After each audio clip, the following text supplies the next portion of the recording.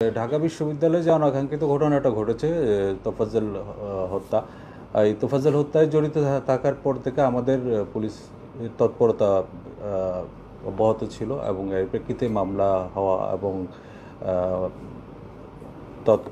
পরবর্তী যে ঘটনাটা হয়েছে, মামলা হওয়ার পরে আমাদের ঊর্ধ্বতন কর্তৃপক্ষ ঘটনাস্থল পরিদর্শন করেছেন, লাশের সুরতহাল প্রতিবেদন তৈরি করা, তারপরে ঢাকা মেডিকেল কলেজে আপনার ময়নাতদন্ত শেষ করে তার মৃতদেহ আত্মীয়স্বজনের কাছে বুঝিয়ে দেওয়া, সব ক্ষেত্রে আমাদের সংশ্লিষ্টতা ছিল।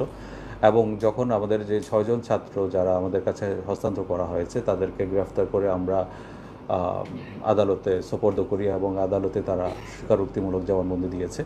ইতিমধ্যে আমরা হয়তো আপনারা জেনেছেন ঢাকা বিশ্ববিদ্যালয়ে তারা নিজস্ব একটা তদন্ত কমিটি গঠন করেছে এবং তারা কিছু ফাইন্ডিংস তাদের মধ্যে দাখিল করেছে।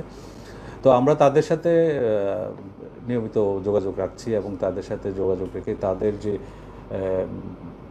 সাজেশন বলেন, তাদের যে পরামর্শ অনুযায়ী আমরা যে বাকি যারা এর সাথে জড়িত তাদের গ্রেফতারের জন্য আমাদের তৎপরতা অব্যাহত।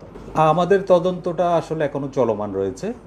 তদন্তে যদি আরও কারো সংশ্লিষ্টতা আসে, আরও কারো সংশ্লিষ্টতার অভিযোগ পাওয়া যায়, তবে সেক্ষেত্রে অবশ্যই তাকে আমরা আইনের আওতায় নিয়ে আসবো। আমরা সর্বোচ্চ গুরুত্ব দিয়ে আমরা এই মামলাটা তদন্ত করছি। আসলে পুলিশি তৎপরতা বলতে আমরা তো পুলিশের, আপনারা ট্রাফিকের কাজ দেখছেন, সারাদিন আমাদের লোকজন দিনরাত কঠোর পরিশ্রম করে শান্তি শৃঙ্খলা আনার জন্য চেষ্টা করছেন।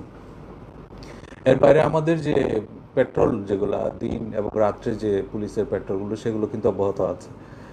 এটা আমাদের পুলিশ সদস্যরাই কষ্ট করছেন, তারা নগরবাসীকে সেবা দেওয়ার জন্য প্রাণান্তকর পরিশ্রম করে যাচ্ছেন।